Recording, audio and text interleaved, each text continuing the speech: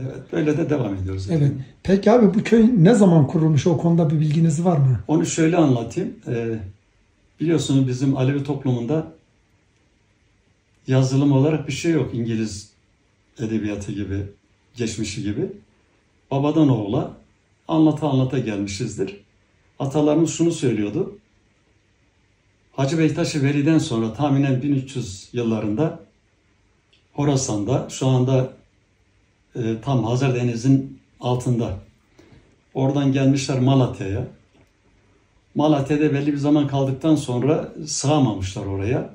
Ovacık'a gelmişler. Ovacık da bizim atalarımızın Kedek Köyü diye geçiyor. Merkez köy. Kedek Köyü ismi köy mü? Bizim köyümüz. Aa. Oraya da tabi bilmiyoruz. Sığmadılar mı? Başka bir durum mu var? Bu Fırat'ı aşmışlar. Gelmişler bizim karşıda Tosun Çukuru diye bir yer var zirvede. Buradan görünüyor. Bir müddet oraya kaldıktan sonra yine karşıda biraz sonra size gösteririm. Bizim affedersin eski köy diyoruz. Hani Vırrıklı köy diyorlar ya. Yeah. Zazaca'da. Yeah. O kolera olmuş o zaman. Oradan kırılmışlar bunlar.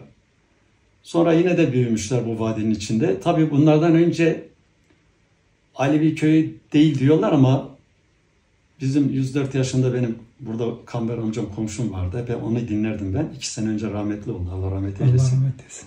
O bana dedi oğul ben dedi küçüktüm. 1935'lerden bahsediyor. Evet. Dediler bizim aşağıda kilise var dere kenarında. İsmi Halen Kilise. Delikli taş var. Oradan dedi Kaan'ı arabasıyla dedi çan söktü götürdüler.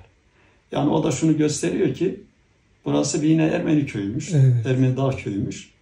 Fakat bizimkiler buraya taşınınca o anda onlar gitmiş midir? Bizimkiler geldikten sonra kendiliğinden mi gittiler? Ya da verimsiz bir köy olduğu için mi gittiler? Onu bilemiyoruz. Yani o zamana kadar bir isim bilinmiyor. Fakat bizimkiler, atalarımız buraya yerleştiğinde buranın ismini Zaza koymuşlar. Zaza Köyü. Tabii. Bizim ana dilimiz de Zaza. Evet. Biz ilkokulda Türkçeyi öğrettiler bize. Peki abi özür diliyorum. Estağfurullah. Yani sen ilkokula Türkçe öğrendin. İlkokula kadar Zazaca konuşuyordun. Tabii ki. Tabii. Hatta bizim eğitmenimiz Dursun amca vardı. O da soyadı Aslan bizim gibi. Dursun amca bize ispiyonluğa alıştırıyordu. Aman aman Türkçe konuşan varsa bize bildirin gibi. Biz de yaşadık abi. Zazaca konuşan varsa. Bizde de öyle öğretmen tespit ediyordu. Biz bunu da gördük. Şimdi hayıflanıyoruz tabii. Keşke olmasa. Peki abi zona maratta o zona. Biliyorum. Mesela zgavaş navet ötüko. Ahmedo.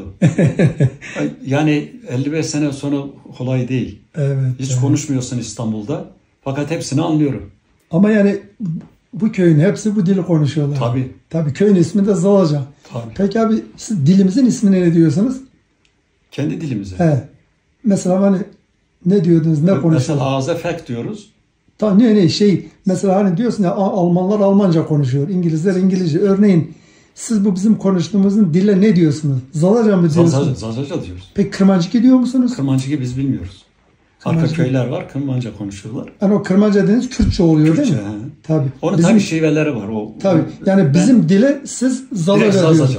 Direkt Zazaca. Eyvallah. Hatta yani o Zazaca'yı kullanamayanlar diyor ki biz Dersim dili konuşuyoruz kardeşim. Tunceli dili bizimki deyip çıkıyoruz kısada. Evet, bazı sosyete oluyor ya gençler. Yani ben Zaza değilim ama diyor bizim atalarımız diyor işte Tunceli dili konuşuyor. Evet. Peki abi yani buraya gelme tarihi nedir? O konuda bir bilgi var mı? Tahminen 500 seneye dayanıyor. Çok eskiden tabii. gelmişsiniz. Yani hemen Malatya'ya geliyorlar.